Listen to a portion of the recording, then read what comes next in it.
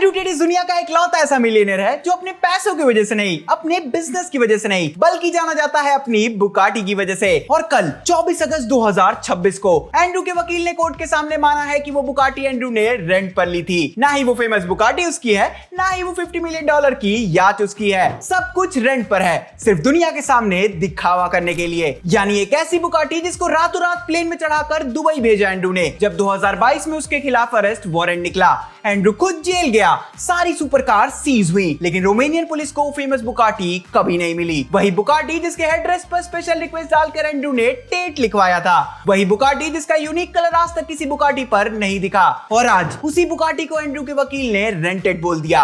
आखिर क्यों? और अब अगर इस चीज को जरा गहराई से देखें तो एंड्रू ने जब 2021 में बुगाटी खरीदी थी, तब सारी कस्टमाइजेशन के बाद बुगाटी का प्राइस आया था 40 करोड़ रुपए। और अगर दुबई में तुम उसी बुगाटी को सिर्फ एक दिन के लिए रेंट पर लोगे तो तुम्हें देने पड़ेंगे 12 लाख रुपए।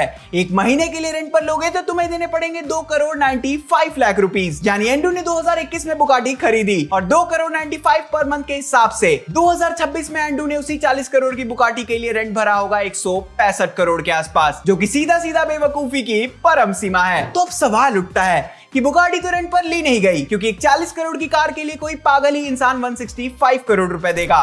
तो फिर एंड्रू के वकील ने एंड्रू की बुगाटी को रेंटेड क्यों बोला कोर्ट के सामने? तो देखो, इसके पीछे की असली वजह है एंड्रू की हवाबाजी, क्योंकि एंड्रू बनता है इंटरनेट पर टॉप जी, और एंड्रू की यही हवाबाजी उस पर भारी पड़ चुकी है।